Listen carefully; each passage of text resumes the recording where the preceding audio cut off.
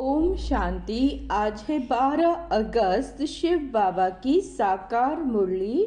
आज मीठे बाबा कहते हैं, मीठे बच्चे अब वापस घर जाना है, इसीलिए बाप को याद करने और अपने चरित्र को सुधारने की मेहनत करो। चरित्र को भी सुधारना है। प्रश्न, अज्ञान नींद में सुलाने वाली बात कौन सी है? उससे नुकसान क्या होता है? उत्तर, कल्प की आयु लाखों वर्ष कहना यही अज्ञान की नींद में सुलाने वाली बात है। इससे ज्ञान नेत्रहीन हो गए हैं, घर को बहुत दूर समझते हैं, बुद्धि में है अभी तो लाखों वर्ष यहाँ ही सुख दुख का पाठ बजाना है। बाबा कहते नहीं, अब घर जाना है, इसीलिए पावन बनने की मेहनत नहीं करते। बाबा कहते, तुम बच्चे जानते हो अभी घर बहुत नजदीक है, कभी भी घर जाना पड़ सकता है। अब हमें मेहनत करके कर्मातीत अवस्था को बनाना है। ओम शांति। मीठे मीठे बच्चों को अब बाप ने घर याद दिलाया। भल भक्ति मार्ग में भी घर को याद करते हैं, परंतु वहां जाना कब है, कैसे जाना है, ये कुछ भी नहीं जानते। कल्प की आयु लाखों वर्ष कह देने के कारण घर ही भूल गया। समझते हैं लाखों वर्ष यहाँ ही पाठ बजाते हैं, तो घर भूल जाता है। अभी बाप याद दिलाते हैं। क्या याद दिलाते हैं बाबा बच्चों को? बच्चे, घर तो बहुत नजदीक है, अब चलेंगे अपने घर, यानी शरीरों को यहीं छोड़ेंगे और आत्मा बाबा के साथ घर जाएंगी। चलेंगे? बाबा पूछ रहे हैं, बोलो कितनी सहज बात है। भक्ति मार्ग में तो पता भी नहीं पड़ता कि कब मुक्ति धाम में जाएंगे। मुक्ति को ही घर कहा जाता है। लाखों वर्ष कह देने के कारण सब भूल जाते हैं। बाप को भी तो घर को ही भूल जाते हैं। लाखों वर्ष कहने से बहुत फर्क पड़ जाता है। अज्ञान नींद में जैसे सो जाते हैं, किसी को भी समझ में नहीं आता। भक्ति मार्ग में घर कितना दूर बताते हैं। बाप कहते, वाह, मुक्ति धाम में तो अभी जाना है, ऐसे थोड़े ही है। तुम कोई लाखों वर्ष भक्ति करते हो, तुमको पता भी नहीं कि भक्ति कब से शुरू हुई। लाखों वर्षों का हिसाब तो करने की दरकार ही नहीं। बाप को और घर को भूल जाते हैं। यह भी ड्रामा में नूंद है, परंतु नाहक इतना दूर कर देते हैं। अब बाप कहते हैं, बच्चे घर, बाबा कहते घर चलना है, परंतु बाबा कहते परंतु पवित्र तो जरूर बनना है।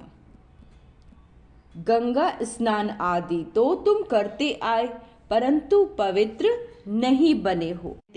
गंगा स्नान आदि तो तुम करते आए हो, परंतु पवित्र बने नहीं हो। अगर पवित्र बनते तो घर चले जाते। गंगा स्नान में पाप धोते ना इंसान। अब बाबा कहते पवित्रता का भी पता नहीं। आधा कल्प से भक्ति की तो भक्ति को छोड़ते ही नहीं है। बाबा, भक्ति पूरी होती, भक्ति में तो अपरंपार दुख रहता है। ऐसे नहीं, तुम बच्चों ने लाखों वर्ष दुख देखा है, ऐसा नहीं है तुम्हारे जीवन में हमेशा दुख रहा है। लाखों वर्षों की बात ही नहीं, सच्चा सच्चा दुख तुम्हें कलयुग में ही भोगा है। सबसे जास्ती तुम विकारों में गंदे बने हो। पहले जब रजो में थे, आत्मा की अवस्था कैसे थी? रजो प्रधान, तो कुछ समझ थी, अभी तो बिल्कुल बेसमझ हो गए हो। अब बच्चों को कहते हैं तुम्हें सुखधाम स्वर्ग में चलना है, तो पावन बनो, है ना, काम विकार में नहीं जाना। जन्म जन्मांतर के जो तुम्हारे सिर पर पाप हैं, उन्हें याद करो, याद से उतारो। याद से बड़ी खुशी रहेगी। जो बाप तुमको आधा कल्प सुख धाम में ले जाते हैं, स्वर्ग में, उनको याद करना है। बाप कहते तुमको ऐसा बनना है। कैसा बनना है? लक्ष्मी नारायण जैसा। तो एक तो पवित्र बनो और दूसरा अपने चरित्र सुधारो। विकारों को कहा जाता है भूत। विकारों को क्या कहा जाता है? भूत। लोभ का भी भूत कम नहीं है। लालच नहीं करना है, क्योंकि बाबा इतना स्वर्ग में देने वाला है। तो बाबा कहते लोभ का भी भूत कम नहीं है, लालच का। यह भूत बहुत अशुद्ध है, मनुष्य को एकदम गंदा बना देता है। लोभ भी बहुत पाप कराता है ना। धन के लालच में भी इंसान कितने पाप कर बैठता है। 5 विकार कड़े भूत है बच्चे, अब इनको छोड़ना है। लोभ को छोड़ना भी ऐसा मुश्किल है जैसे काम विकार को छोड़ना मुश्किल हो। मोह को छोड़ना भी इतना मुश्किल हो जाता है जितना काम को छोड़ना। छोड़ते ही नहीं है ना। बाबा कहते छोड़ते ही नहीं है। सारी आयु बाप समझाते आए हैं तो भी मोह की रग जुटी हुई रहती है। क्रोध भी मुश्किल छूटता है। कहते हैं बच्चों पर क्रोध आता है, नाम तो क्रोध का लेते हैं, कोई भी भूत ना आए कहते उस पे विजय पानी है। बच्चे जब तक मैं हूं तब तक तुम पुरुषार्थ करते रहो। बाप कितना वर्ष रहेंगे? बाप इतने वर्षों से बैठ के समझा रहे हैं, 80-85 साल से भी ज्यादा हो गए। अच्छा ही टाइम देते हैं। सृष्टि चक्र को जानना तो बहुत सहज है। 7 दिन में सारा ज्ञान बुद्धि में आ जाता है, सारी समझ आ जाती है। बाकी जन्म जन्मांतर के पाप कटने में देरी लगती है। ज्ञान तो 7 दिन में समझ जाएंगे, लेकिन आत्मा के सिर पर कई 63 जन्मों के पाप हैं। तो बाबा कहते उन्हें कटने में टाइम मुश्किलात है, उसके लिए बाबा हमें टाइम देते हैं। माया का ओपोजिशन बहुत होता है, एकदम भुला देती है। जो हमारा मन है वो बाबा को भुलवा देता है। यहाँ बैठते हैं तो सारा समय याद में थोड़े ही बैठते हैं। जब मुरली भी सुनने बैठते हैं बहुत तरफ बुद्धि भागती रहती है। इसीलिए बाबा कहते हैं टाइम देना है, मेहनत कर कर्मतीत अवस्था को प्राप्त करना है, संपूर्ण पवित्र बनना है। काम क्रोध ईर्ष्या लोभ मोह अहंकार नहीं होना चाहिए। बाबा कहते पढ़ाई तो बहुत इजी है, सेंसिबल बच्चा हो तो 7 रोज में सारा ज्ञान समझ ले कि यह 84 का चक्र कैसे फिरता है। बाकी पवित्र बनने में मेहनत है। इस पर कितने हंगामे होते हैं। समझते हैं बात तो सही है। हम ग्लानि करते थे कि ये ब्रह्मा कुमारियां भाई बहन बनाती हैं, परंतु बात तो बरोबर सही है, ऐसा आत्माएं कहती हैं। जब तक हम प्रजापिता ब्रह्मा के बच्चे नहीं बने तब तक पवित्र कैसे रह सकेंगे? क्रिमिनल आई से सिविल आई कैसे बन सकती है? ये युक्ति बड़ी अच्छी है। हम ब्रह्मा कुमार कुमारियां हैं तो भाई बहन ठहरे। बाबा कहते सिविल आई बनने में, बाबा को याद करते हैं, इसमें बड़ी मदद मिलती है सिविल आई बनाने में।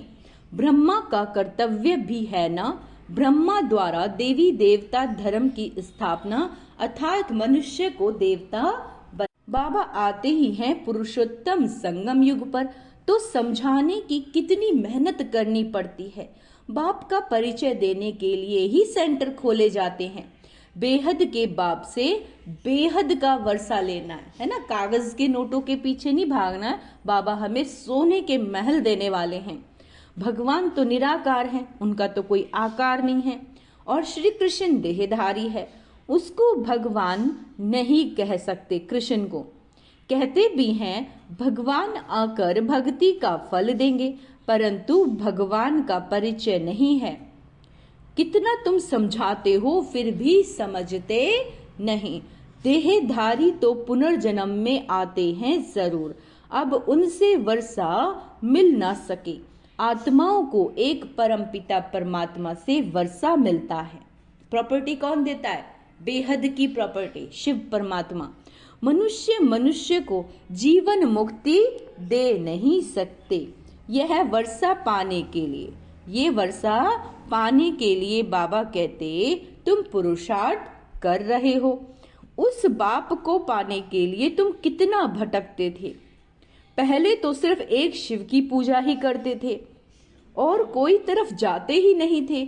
वह थी अव्यभिचारी भक्ति। जब हम द्वापर युग में सिर्फ शिव की पूजा करते थे तो बाबा कहते वो थी अव्यभिचारी भक्ति। औरों के मंदिर आदि इतने नहीं थे, अभी तो ढेर मंदिर बना दिए, मंदिर आदि बनाते जाते हैं। भक्ति मार्ग में तुमको कितनी मेहनत करनी पड़ती है। तुम जानते हो शास्त्रों में कोई गति सदगति का रास्ता नहीं है, वह तो एक बाबा ही हमें बताते हैं। भक्ति मार्ग में कितने मंदिर बनाते रहते हैं, वास्तव में मंदिर सिर्फ होते हैं देवी देवताओं के और कोई मनुष्यों का मंदिर बनता नहीं, क्योंकि मनुष्य तो है पतित।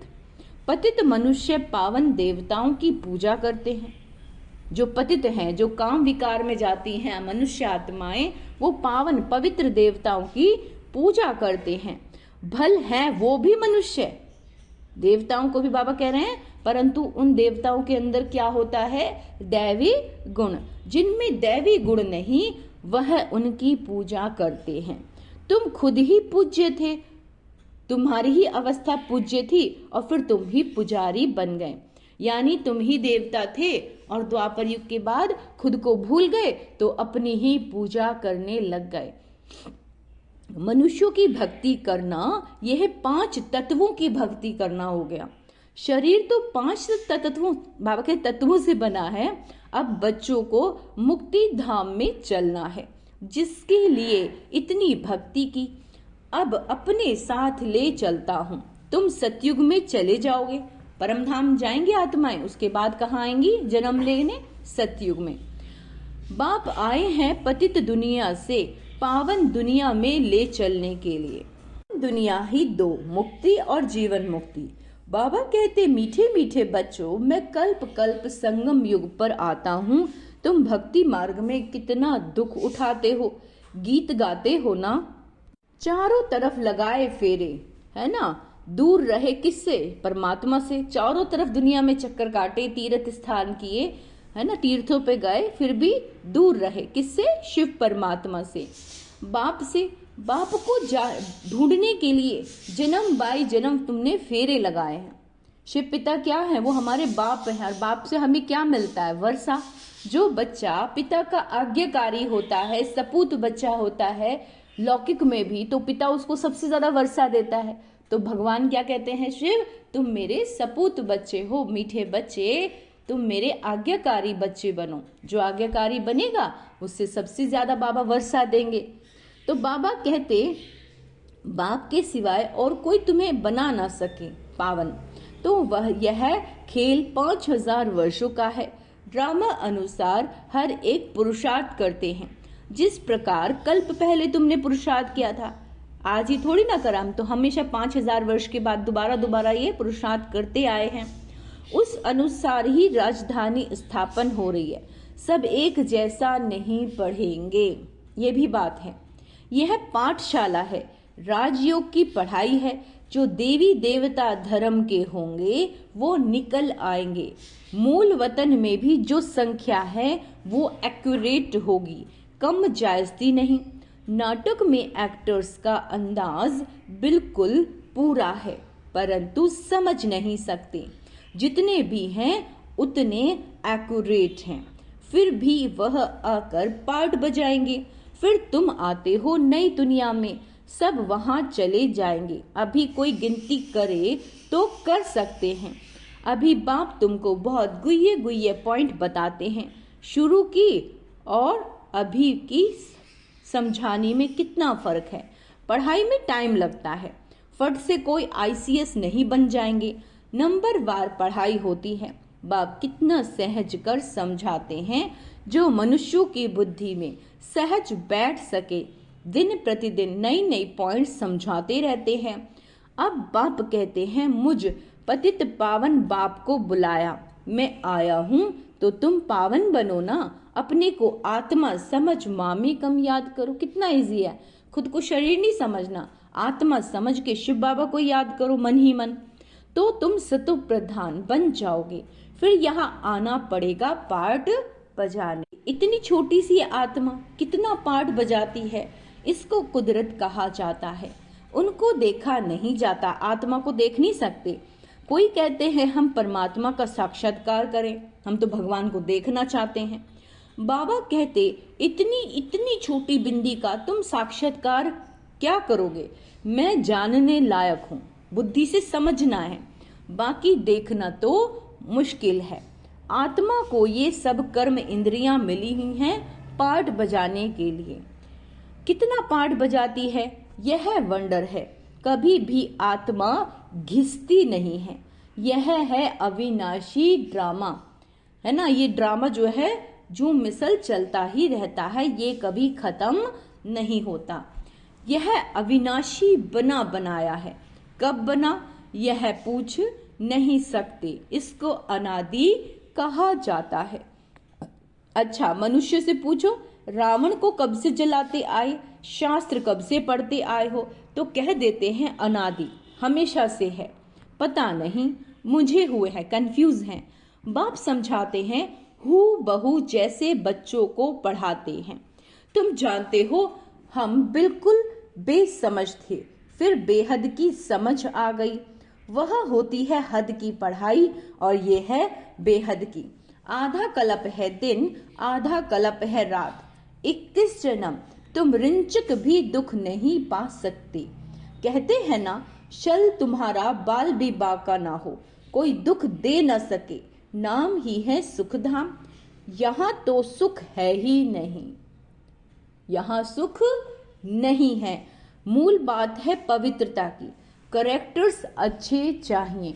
सतयुग में ऊंचा पद जिसको पाना है, उसे अपनी पवित्रता पर पूरा ध्यान देना है। बच्चों को हर बात क्लियर समझाई जाती है। नुकसान और फायदा क्या होता है। अभी तो बाप कहते फायदे की बात ही झूठी, अभी तो नुकसान ही नुकसान होने का है। विनाश का समय आ रहा है, उस समय देखना क्या क्या होता है। बरसात नहीं होती तो अनाज की कितनी महंगाई हो जाती है। भल कितना भी कहते हैं 3 वर्षों के बाद बहुत अनाज होगा, फिर भी अनाज बाहर से मंगाते रहते हैं। ऐसा समय आएगा जो एक दाना भी मिल नहीं सकेगा। इतनी आपदाएं आनी हैं। अंडरलाइन करेंगे, ध्यान रखेंगे इस बात का। इनको ईश्वरीय आपदाएं कहते हैं। बरसात नहीं पड़ी तो अकाल जरूर पड़ेगा। सभी तत्व आदि बिगड़ने वाले, 5 तत्व धरती, जल, वायु, आकाश और अग्नि, सभी 5 तत्व आदि बिगड़ने हैं। बहुत जगह तो बरसात नुकसान कर देती है। अच्छा, तुम बच्चे जानते हो बाप आदि सनातन देवी देवता धर्म की स्थापना कर रहे हैं। तुम्हारी एम ऑब्जेक्ट है यह। फिर से तुमको नर से नारायण बनाते हैं। यह बेहद का पाठ बेहद का बाप ही पढ़ाते हैं। जो जैसा पढ़ेगा ऐसा ऊंचा पद पाएगा। बाप तो पुरुषार्थ कराते हैं, पुरुषार्थ कम करेंगे तो पद भी कम पाएंगे। टीचर भी स्टूडेंट को समझेंगे ना। दूसरे को जब आप समान बनाते हैं तब मालूम पड़ता है ये अच्छी रीति पढ़ते और पढ़ाते हैं। मूल है ही याद की यात्रा। सिर पर पापों का बोझ बहुत बहुत है ना। मुझे याद करो तो तुम्हारे सारे पाप कट जाएंगे, भस्म हो जाएंगे। यह है रूहानी यात्रा। कहते हैं ना बाबा 8 घंटा मुझे याद करो तब जाके महाराजा बनोगे विश्व के। यह है रूहानी यात्रा। छोटे बच्चों को भी सिखलाओ कि शिव बाबा को याद करो, उनका भी हक है बाबा से वर्षा लेने का। यह नहीं समझेंगे कि अपने को आत्मा समझ बाप को याद करना है ना। सिर्फ शिव बाबा को याद करना है। मेहनत करने से उनका भी कल्याण हो जाएगा। अच्छा, मीठे मीठे सिक्के लदे बच्चों प्रति माता पिता बाप दादा का याद प्यार और गुड मॉर्निंग। रूहानी बाप की रूहानी बच्चों को नमस्ते। हम रूहानी बच्चों की रूहानी माता पिता बाप दादा को याद प्यार, गुड मॉर्निंग, नमस्ते मीठे बाबा, शुक्रिया बाबा, शुक्रिया। धारणा के लिए मुख्य सार, नर से नारायण पद प्राप्त करने के लिए क्या करना है? हम साधारण मनुष्य आत्मा है, नर हैं, तो बाबा कहते तुम्हें नारायण पद प्राप्त करने के लिए बेहद के बाप से बेहद का पाठ पढ़कर दूसरों को पढ़ाना है। आप समान बनाने की सेवा करनी है। लोभ और मोह की जो रगें हैं उनको निकालने की मेहनत करनी है। संतुष्ट रहो क्योंकि ये सब तो खत्म हो जाना है। तो मोह भी नहीं करना और लोभ भी नहीं करना। अपने चरित्र को ऐसा सुधारना है कोई भी भूत अंदर प्रवेश न होने पाए। आज का वरदान है, भगवान और भाग्य की स्मृति से औरों का भी भाग्य बनाने वाले खुशनुमा खुशनसीब भव। अमृत वेले से लेकर रात तक अपने भिन्न भिन्न भाग्य को स्मृति में लाओ और यही गीत गाते रहो, वहा मेरा श्रेष्ठ भाग्य। जो भगवान और भाग्य की स्मृति में रहते हैं वही औरों को भाग्यवान बना सकते हैं। ब्राह्मण माना ही सदा भाग्यवान, सदा खुशनसीब। किसी की हिम्मत नहीं जो ब्राह्मण आत्मा की खुशी कम कर सके। हर एक खुशनुमा खुशनसीब हो। ब्राह्मण जीवन में खुशी का जाना असंभव है। भले शरीर चला जाए लेकिन खुशी कभी नहीं जा सकती। स्लोगन, माया के झूले को छोड़, माया के झूले को छोड़, अति इंद्रिय सुख के झूले में सदा झूलते रहो। अच्छा, ओम शांति। तो आज का स्वमान अभ्यास करेंगे। मैं आनंद स्वरूप आत्मा हूँ, मैं खुश नसीब आत्मा हूँ। ओम शांति।